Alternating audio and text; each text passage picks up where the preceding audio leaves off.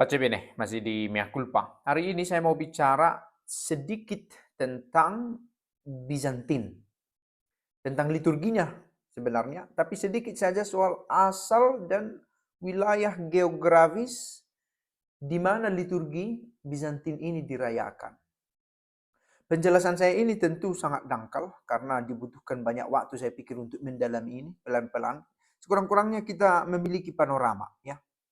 Liturgi Bizantin disebut dengan istilah Bizantin itu sebagai hasil dari proses yang cukup panjang dan banyak dari beragam tradisi lokal di daerah kekaisaran Timur. Kita tahu kekaisaran Romawi itu begitu luas sehingga dulu saking luasnya dibuat pembagian administratif, sehingga ada 2 Agustus, 2 kaisar. Dan pembagian ini berpengaruh juga pada kehidupan kekristenan pada waktu itu. Terutama setelah semakin diperhitungkannya kekristenan, maka Kristen sedikit banyak berkembang kemudian menjadi agama negara, agama pemerintahan. Bisa dirayakan secara bebas dan sampai ke mana kekaisaran bertumbuh. Maka termasuk ini dipengaruhi di tradisi lokal di kekaisaran Kristen Timur. Dan itu berkembang di daerah Konstantinopel yang sekarang kita tahu sebagai Turki. Nah, ada 3 regio yang terutama yang pantas dibahas ketika berbicara tentang Bizantin ini. Palestina dan Yerusalem, lalu kemudian ada Antioquia dan Kapadokia, dan tentu saja itu menyangkut Konstantinopel itu sendiri.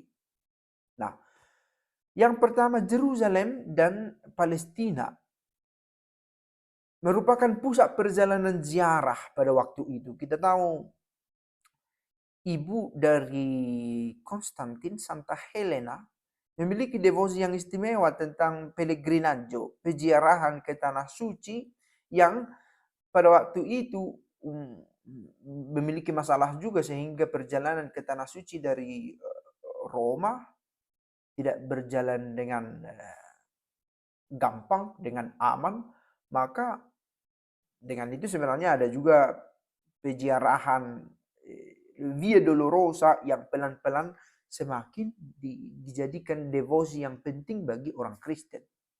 Dan sedemikian pentingnya konon di sini ada gereja namanya Scala Santa, di mana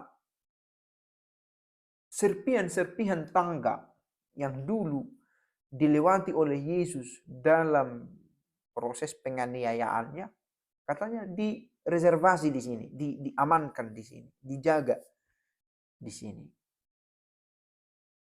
Jadi peziarahan ke tanah suci itu sudah ada sejak semula. Sejak abad keempat berkembang sebuah liturgi yang ditandai oleh keberadaan tempat-tempat suci. Nah, perjalanan Egeria, dalam Legion Armenia, Georgia, ada berbagai paket perjalanan pada waktu itu. Berkembang abad keempat, abad kelima, abad keenam, abad ketujuh. Dan ada juga biara-biara yang menghasilkan tradisi-tradisi liturgi pada waktu itu yang berkenaan tentang refleksi atas hidup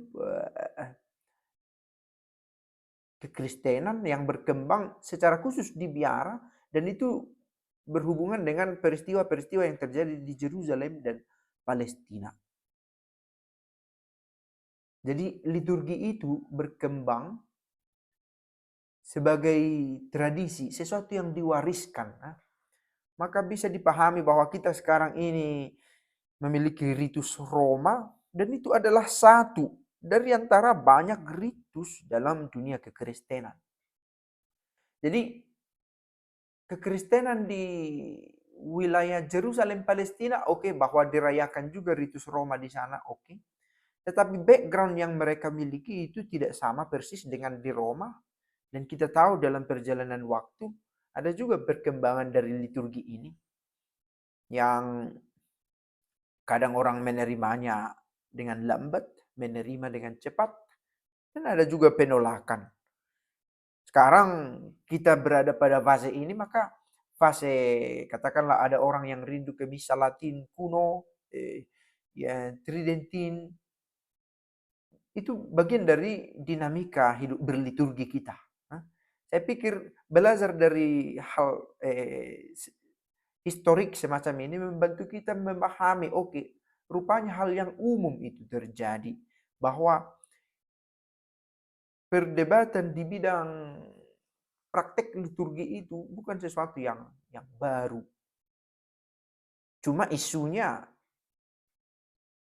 sesuai pada zamannya. Seperti tadi saya katakan, ada kultur-kultur yang berkembang pada abad yang bersangkutan. Dan pada abad ini, oke, orang mengkonfrontasikan antara misa bahasa Latin yang menghadap dinding kah, atau verso popolo, atau menghadap umat, saling berhadapan-hadapan. Oh, itu mungkin isu yang kita bahas pada masa ini.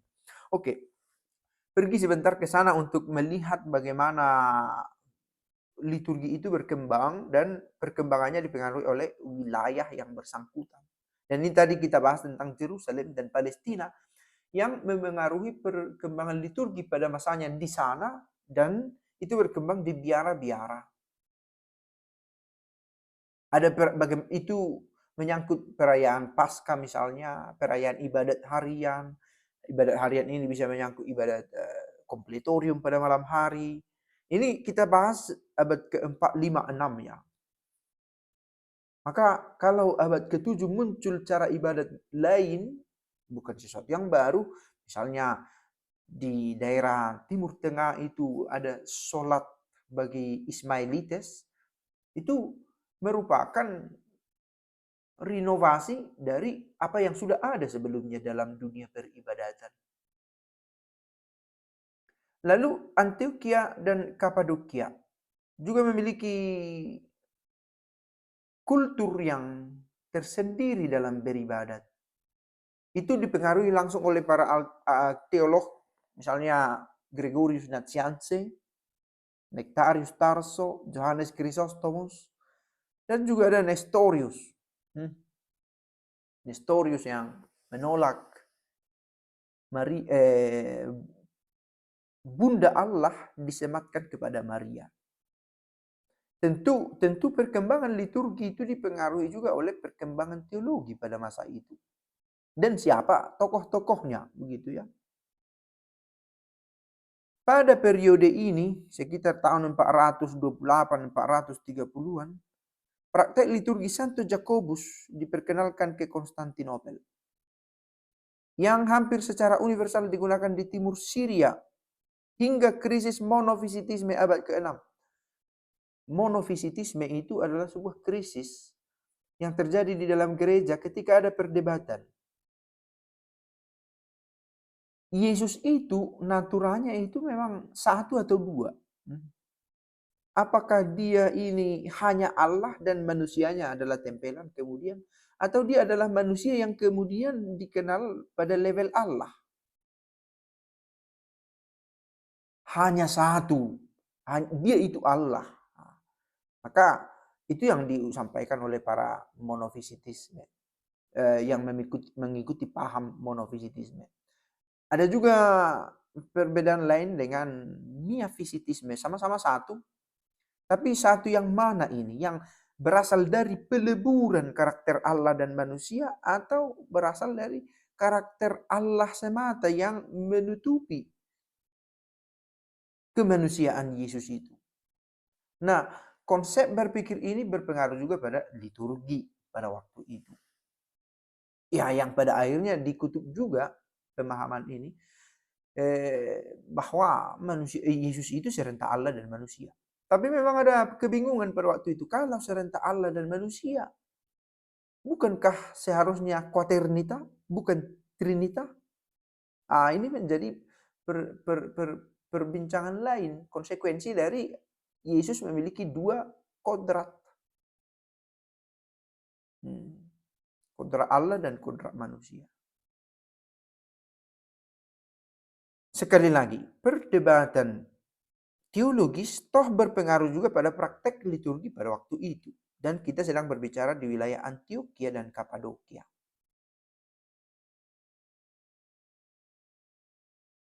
Oke, kemudian ada Konstantinopel sendiri sebagai pusat patriarkat, ibu kota kekaisaran di timur pada waktu itu. Liturgi Bizantium sejak abad ke-5 bertahap memperoleh dimensi kosmopolitan sebagai percampuran ya, karena itu berada di pusat kota. Sekali lagi percampuran ini bukan hanya soal kultur orang-orang di sana, tetapi juga cara berpikir tentang beriman itu yang memengaruhi praktek liturgi rumusan-rumusan dua yang dipakai pada waktu itu.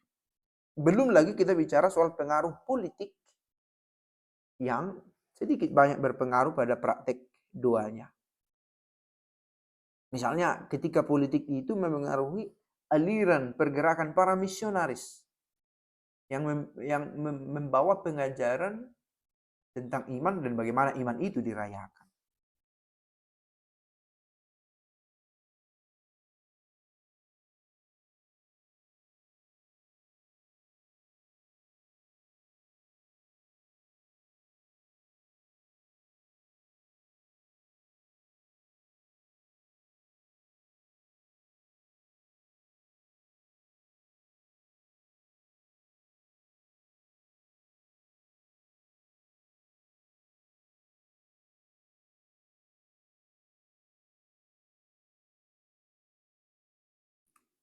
Pace bene.